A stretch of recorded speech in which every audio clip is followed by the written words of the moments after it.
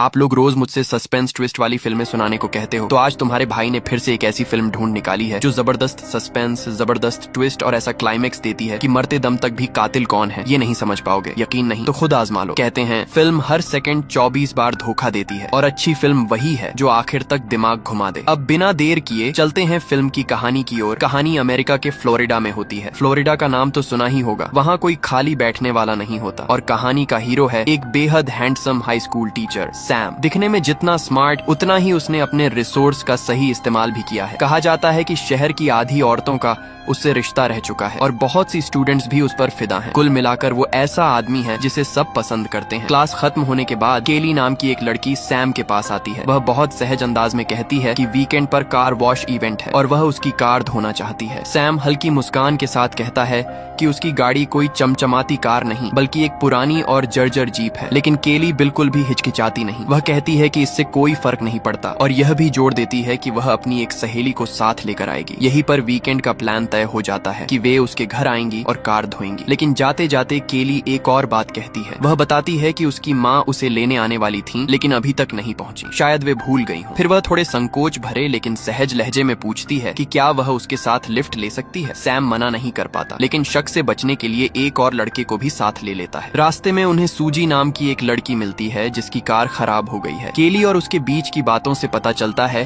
कि दोनों एक दूसरे को पसंद नहीं करती। शायद दोनों सैम को पसंद करती हैं और जलती हैं। जब वे केली के घर पहुंचते हैं तो वो घर पार्क से भी बड़ा निकलता है। आंगन में ढेर सारी गाड़ियां और अनगिनत नौकर देखकर साफ हो जाता है कि उसका परिवार बहुत अमीर है और ये बात भी झूठ थी कि माँ उसे लेने भूल गई थी। इतने लोग गाड़ियां होते हुए कोई न कोई भेज ही सकती थी। मतलब वो जानबूझकर सैम की कार में बैठना चाहती थी। घर देखकर साथ आया लड़का दंग रह जाता है लेकिन सैम बिल्कुल नॉर्मल रहता है क्योंकि वो पहले भी यहाँ आ चुका है। तभी केली की माँ आती है और सैम को अंदर ड्रिंक के लिए बुलाती है। साफ है कि वो उसे जानती है। सैम थोड़ा असहज होकर मना कर देता है। लगता है उसका और केली की माँ का भी कभी कुछ रहा है। वीकेंड आता है। केली अपनी सहेली के साथ वादे के मुताबिक सैम की कार धोने आती है। जब सैम की गर्लफ्रेंड देखती है कि इतनी अमीर लड़की खुद कार धो रही है तो वो हैरान रह जाती है क्योंकि शहर में सब जानते हैं कि केली कितनी रईस है। ये बात सैम की गर्लफ्रेंड को अजीब लगती है लेकिन सैम को कुछ समझ नहीं आता। कुछ देर बाद गर्लफ्रेंड घर चली जाती है। सैम इंतजार करता रहता है और दोपहर तक दोनों लड़कियां कार साफ करती रहती हैं। कार धुलने के बाद केली अपनी सहेली को भेज देती है और खुद अकेले सैम के घर के अंदर चली जाती है। सैम उस वक्त कुछ ढूंढ रहा होता है लेकिन जैसे ही वह ऊपर देखता है सामने का दृश्य उसे हैरान कर देता है। कुछ देर बाद केली गुस्से में घर से निकलती है। उसके कपड़े सूखे हैं, मतलब काफी समय बीत चुका है। सोमवार की सुबह केली की माँ घर पर अपने काम में व्यस्त होती है। तभी स्कूल से फोन आता है। केली आज स्कूल नहीं पहुंची। ये सुनते ही उनके होश उड़ जाते हैं। वह तुरंत सैम को फोन करती हैं और पूछती हैं कि क्या उसने केली को देखा है। सैम साफ इनकार कर देता है लेकिन उसी वक्त माँ को घर में बेटी की आवाज सुनाई देती है। दोनों थोड़ी देर बात करते हैं और उनकी बातचीत से साफ हो जाता है कि उनका पहले अफेयर रह चुका है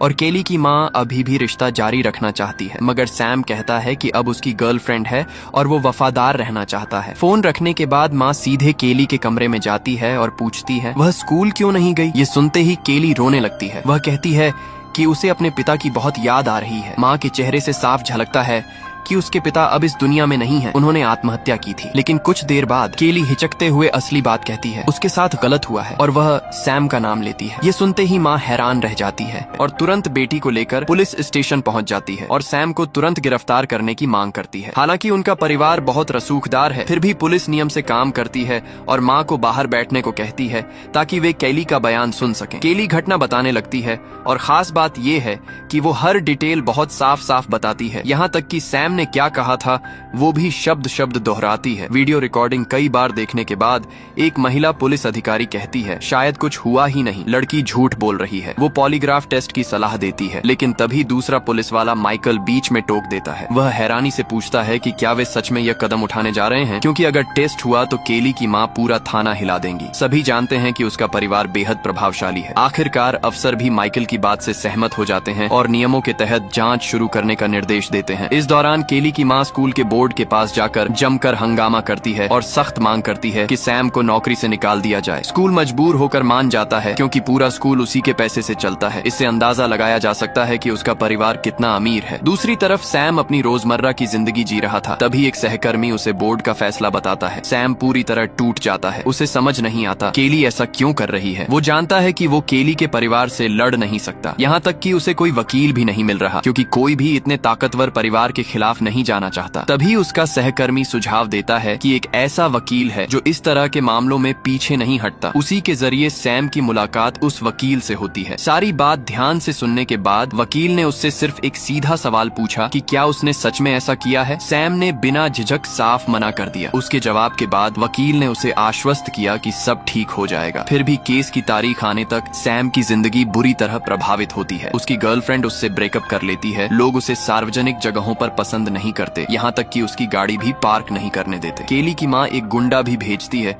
जो सैम को नदी में धक्का देकर बुरी तरह पीटता है। और इसी मुश्किल समय में उसके लिए एक और बुरी खबर आती है। याद है सूजी नाम की लड़की? वही लड़की अचानक पुलिस में रिपोर्ट दर्ज कराती है। वो भी आरोप लगाती है कि सैम ने उसके साथ भी जबरदस्ती की। पुलिस अधिकारी माइकल और उसकी टीम सूजी से बयान लेते हैं। उसका बयान लगभग वैसा ही है जैसा केली ने दिया था। अब मामला और गंभीर हो जाता है। सैम गिरफ्तार हो जाता है। सच ये था कि अगर फैसला उसके खिलाफ जाता तो उसकी जिंदगी लगभग खत्म मानी जाती। फिर भी वकील ने पूरे आत्मविश्वास से उसे आश्वासन दिया कि अदालत में वह मजबूती से उसका पक्ष रखेगा। आखिरकार सुनवाई का दिन आता है। कोर्ट में केली रोते रोते अपनी कहानी सुनाती है और वहाँ मौजूद लोग उस पर तरस खाने लगते हैं। इसके बाद सूजी ने गवाही दी। उसकी बात खत्म होते ही वकील ने इशारा किया कि कहानी में कुछ तो गड़बड़ है। उसने याद दिलाया कि स्कूल में सैम हमेशा उसकी मदद करता था। दोनों अच्छे दोस्त थे। जब वह ड्रग्स रखने के आरोप में पकड़ी गई थी तो सबसे पहले उसी को फोन किया था। फिर अब अचानक वही इंसान दोषी कैसे हो सकता है? सवालों की बौछार से सूजी घबरा गई और आखिरकार टूट गई। उसने सच कबूल किया। केली के पिता की मौत के बाद केली सैम से प्यार करने लगी थी, लेकिन सैम ने उसे स्वीकार नहीं किया। बाद में जब उसे सैम और अपनी माँ के रिश्ते का पता चला तो उसने बदले में सैम को फंसाने की साजिश रची और उसको भी साथ मिला लिया। ये सुनते ही कोर्ट में हड़कंप मच जाता है और केली बेकाबू हो जाती है। अब उल्टा उसी पर झूठा आरोप लगाने का केस बनता है, जबकि सैम बेगुनाह साबित हो जाता है। अपनी बेटी को बचाने के लिए केली की माँ मजबूर होकर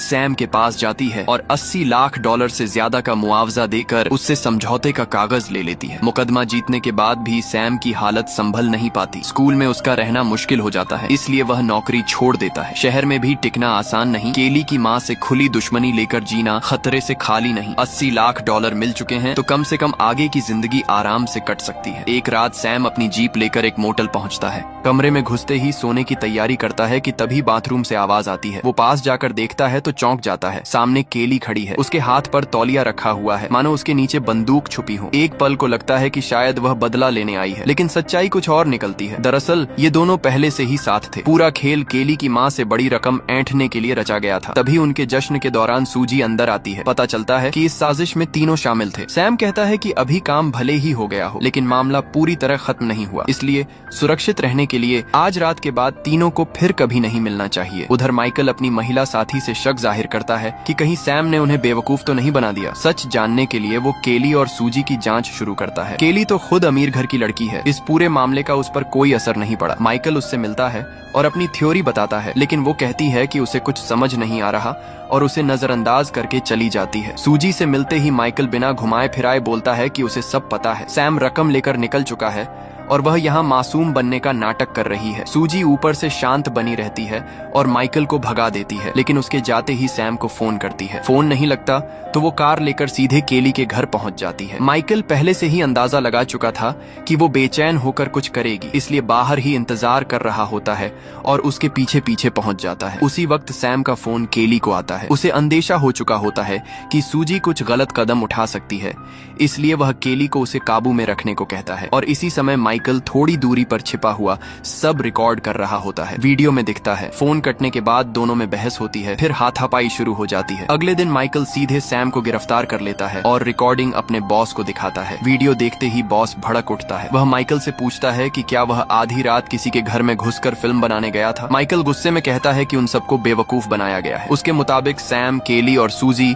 तीनों मिलकर पूरा नाटक रच रहे थे ताकि पैसे लेकर आसानी से निकल सके। बॉस सख्त लहजे में कहता है कि वीडियो में आवाज साफ नहीं है, इसलिए इसे ठोस सबूत नहीं माना जा सकता। वह याद दिलाता है कि केस पहले ही बंद हो चुका है और अगर वे केली की माँ से कानूनी लड़ाई नहीं चाहते तो चुप रहना ही बेहतर है। इतना कहकर वह बाहर निकलता है और सैम को रिहा करने का आदेश दे देता है। सैम को पहले ही समझ आ गया था कि सूजी देर सबेर मुसीबत बन सकती है, इसलिए एक अंधेरी रात वह केली और सूजी को समुद्र किनारे बुलाता है, सूजी को शराब पिलाकर बेहोश करता है और उसे मार देता है। इस पूरे काम में केली भी उसके साथ होती है। बाद में दोनों मिलकर सूजी की लाश दलदल में दफना देते हैं। भले ही बॉस ने माइकल को जांच रोकने को कहा था, लेकिन माइकल कोई साधारण पुलिस वाला नहीं था। वो अपनी जिद पर अड़ा रहा। अगले ही दिन वह अपनी महिला साथी के साथ सूजी के घर जाता है। पता चलता है कि सूजी रात भर घर नहीं लौटी। माइकल अपनी महिला साथी को उसकी कार की जांच करने भेजता है और खुद सैम के छात्रों से पूछताछ करता है कि वे लोग अक्सर कहाँ जाते थे। वही जगह निकलती है जहाँ पिछली रात सैम ने सूजी को मारा था। वहाँ माइकल को 2 दांत और काफी खून के निशान मिलते हैं। उसे यकीन हो जाता है कि सूजी के साथ कुछ हुआ है और कातिल सैम ही है, लेकिन उसका बॉस मानने को तैयार नहीं होता। उसका कहना था कि ऊपर से देखें तो अगर सूजी के साथ कुछ हुआ भी है तो शक केली पर जाएगा, क्योंकि कोर्ट में सूजी ने उसे फंसा दिया था। उसके पास साफ मकसद था। बॉस तो यहाँ तक कहता है कि अगला शिकार शायद केली ही होगी और सैम तो वैसे भी सनकी है। फिर भी वो माइकल को मामले से दूर रहने को कह देता है। मजबूर होकर माइकल अपनी महिला साथी की मदद लेता है। उस रात वह सैम पर नजर रख रही होती है, लेकिन थोड़ी देर में सैम उसे देख लेता है और कमरे में बुला लेता है। वह उसे केली की फाइल दिखाता है और कहता है कि केली बस एक जुनूनी लड़की है जिसने अपने प्यार के चक्कर में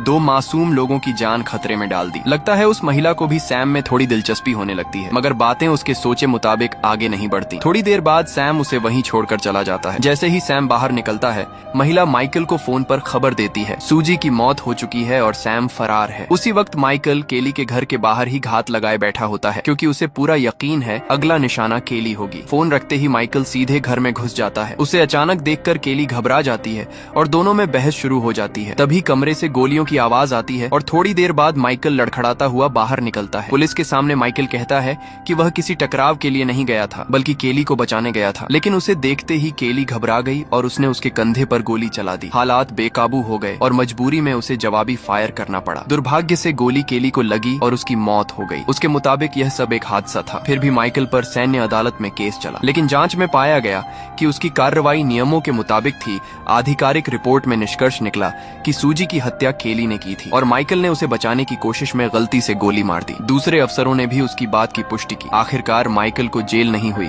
बस नौकरी और सभी सुविधाएं छीन ली गईं। दृश्य बदलता है। समुद्र का शांत किनारा, सुनहरी रेत, चारों ओर सुकून। सैम भी लेटा हुआ धूप सेंक रहा है, जैसे सारी परेशानियां पीछे छूट गई हों। कुछ देर बाद वह होटल के कमरे में लौटता है। दरवाजा खुलता है। माइकल अंदर नहा रहा होता है। असल में पूरी साजिश इन्हीं दोनों की थी। केली और सूजी तो बस मोहरे थीं और अब वो मोहरे भी हमेशा के लिए हट चुके थे। $80 लाख से ज्यादा रकम दोनों ने आपस में बांट ली। पूरा प्लान बिल्कुल परफेक्ट था, लेकिन माइकल उन 2 लड़कियों जितना बेवकूफ नहीं था। उसने बातचीत को घुमाया नहीं, सीधे मुद्दे पर आया और पैसों की टाइमिंग पूछी। सैम ने बताया कि बैंक से राशि भेजी जा चुकी है और 1-2 दिन में पहुंच जाएगी। अगर उसे भरोसा नहीं है तो यहीं रुक कर इंतजार कर ले। माइकल को इतनी आसानी से भरोसा नहीं था, इसलिए उसने वहीं रुकने का फैसला कर लिया। तभी सैम ने बताया कि उसने नई सेल बोट खरीदी है और क्यों न समुद्र की ओर निकलकर समय बिताया जाए। समुद्र में पहुंचकर सैम नाव चला रहा होता है, इसलिए वह माइकल से कहता है कि रस्सी कस दे। माइकल सोचता है इसमें क्या खतरा है और जैसे ही वो करता है सैम अचानक हैंडल मोड़ देता है। माइकल सीधा समुद्र में गिर जाता है, लेकिन माइकल पुलिस वाला है। रस्सी पकड़कर फिर नाव पर चढ़ आता है और सैम को पीटने लगता है। तभी अचानक पीछे से वार हुआ। किसी ने उसे चाकू मार दिया। वो कोई और नहीं, सूजी थी। सच ये था कि सूजी मरी ही नहीं थी। असली खेल वही और सैम खेल रहे थे। माइकल दोबारा समुद्र में गिरा और इस बार बच निकलने की कोई गुंजाइश नहीं थी। मामला यही खत्म होता दिख रहा था। दोनों जाम टकराकर भविष्य के सपने देखने लगते हैं। तभी सैम ने ध्यान दिलाया कि पाल डीली है